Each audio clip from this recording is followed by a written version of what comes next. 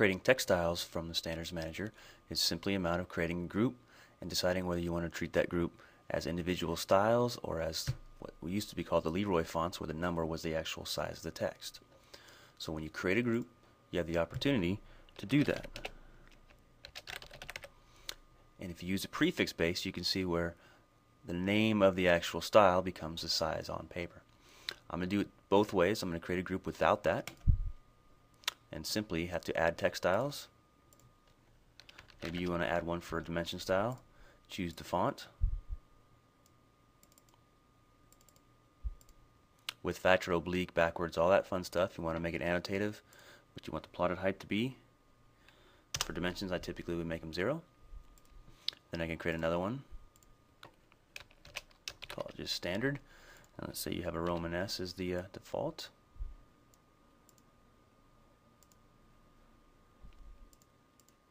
Okay. And maybe you want an oblique angle, and you want this to be annotative and 0.1 inches on paper. So now the user has the ability to go and create those styles from the user interface. If you create another group, this time I'm going to use a prefix based. I'm going to call this one Roman S. So now when I add a style prefix, I'll just put in an R. Font name will be Roman S.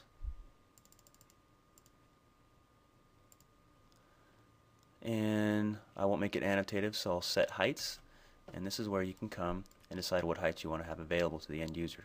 Let's say I want 0.1, 0.125, 0.2 inches on paper. Okay. What that does is now that the user has that ability to add those text styles.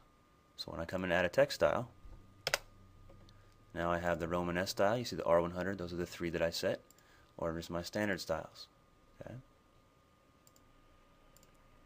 So if I use the R100, notice my current drawing scale is 20 because it's reading that from the annotative scale. It's going to make the height of 2. So I'll load and set it current, and you'll see that my R100 is a height of 2.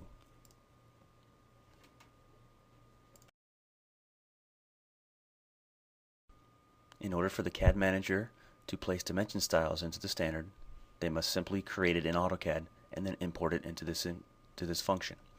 We need to create the group.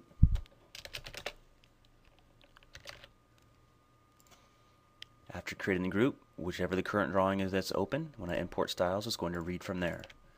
Simply I've created 2 of these, which will now be imported. The CAD administrator does have the capability of editing any one of these variables, including text styles and what have you. The text styles should automatically come in as well. So now what happens is the user side, if I go ahead and start a new drawing, when I import a dimension style, they're now there. I'll use the engineering, I'll go ahead and load it.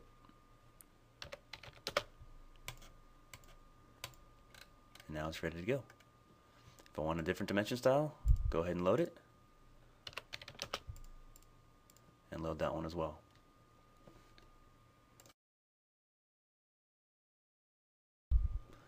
CAD Standards also has the ability to save away multi-leader styles. You'll see them here. What I must first do is come into AutoCAD and create these multi-leader styles. So you'll see we have quite a few examples of multi-leader styles with text, with blocks, as well as different types of blocks for each one of the arrowheads. Those need to be saved away in the database in order for us to use that. So what we're going to do is inside of the Standards Manager, I'm going to import multi-leader styles so this can be centralized so anybody can bring them in. When I import that, whatever the current drawing is will let me pick those styles however you want to pick them, and of course hit OK. Now what's coming up here is the fact that it needs to save away those blocks. So that way if I go to a blank drawing, those blocks are not defined, Standards Manager will import those so the multi-leader style will look exactly the same. What I'm going to do is, instead of using an existing group, I'm going to go ahead and create a new symbol group called multi-leader blocks, and I'll hit OK. Alright, so what it's doing here is it's saying that is there a block already existing? What do you want to do? I'm going to go ahead and say yes to all so I can go ahead and reference the existing one. Okay.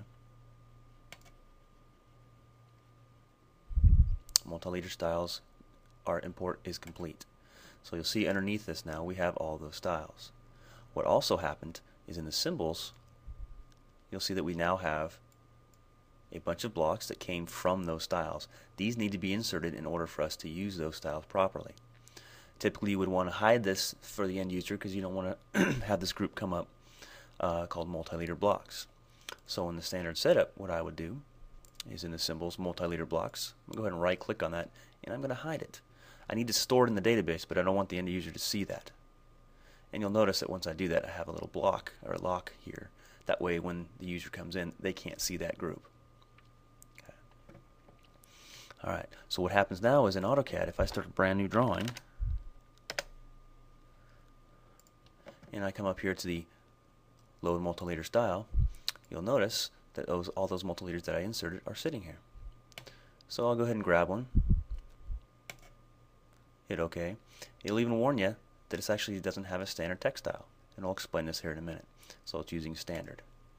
You'll see it becomes current, so I can immediately do my text. And that block came across because this block did not exist in this drawing. So every time you insert that, that comes across. Now as an administrator, you probably don't want that message coming up saying a non-standard text style. The admin can control that. So instead of using standard, you'll see that underneath each one of these, I can actually edit which symbol is being used or a text style. So this area 1, instead of using the standard text style, I'm going to right click on that and assign a text style.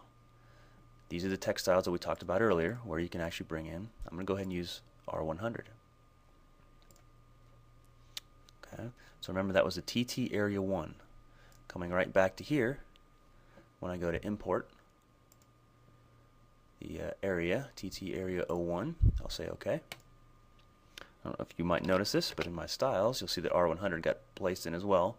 So now when I do this, it's using the correct style.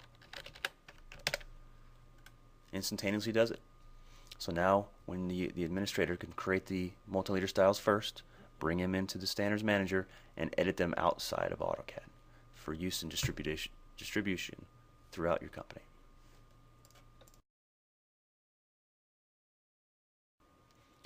A common issue for a CAD manager is to deal with plotting. And there's many ways to deal with plotting, and one of them is page setups. Page setups can be stored in a variety of ways, and CAD Standards Manager also stores them in a database.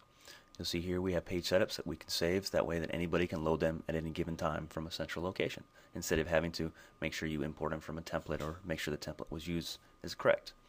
So you first have to come into AutoCAD, and I've actually created a few page setups, and I can import these. Okay, I'll just import a few just to show you how it works. So on page setups, I'll go ahead and import the page setups. It will read them from the current drawing. I'm going to go ahead and grab just the PDF ones for now. And you want to have this page setup appear in all disciplines. I'm going to go ahead and say no to these. So it will only appear when the civil discipline is invoked. Now that they're in here, you can immediately go into AutoCAD and import them. So I'll go ahead and start a brand new drawing. Show you that there are no page setups. None there. And I'll come here to my styles and load page setup. Those are the same two I got before. I'll go ahead and load them. Now when I go to Page Setup Manager, they're sitting there and I can go ahead and set it in current. Or I want this one, set that one current. Simple as that. So you can use the CAD Standards Manager as a repository for your page setups, so you can bring those in at any given time.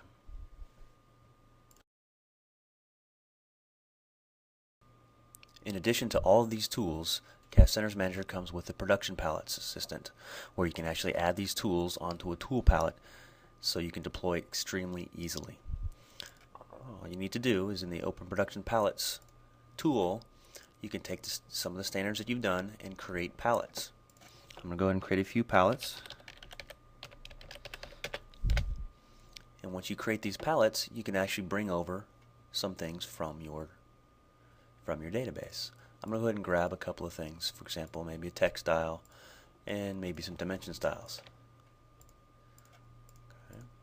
I can create a new palette, maybe for layers. And I'll grab some layers here as well.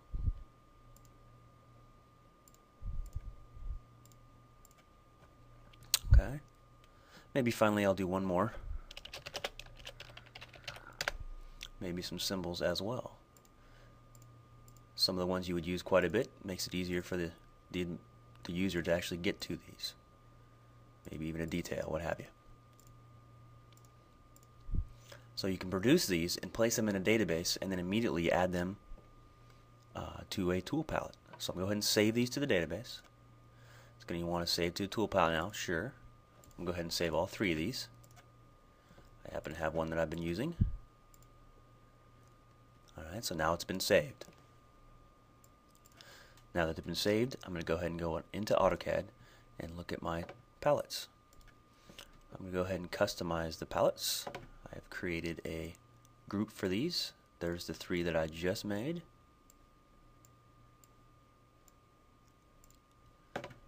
Just to make sure.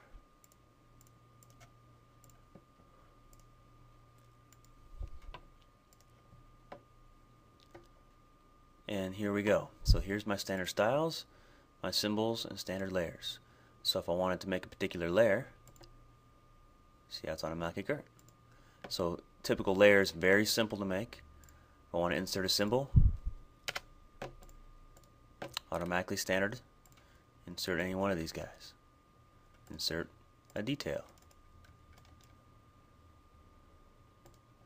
Bring in a style. Immediately I can do my text. Do a dimension style. Do another dimension style.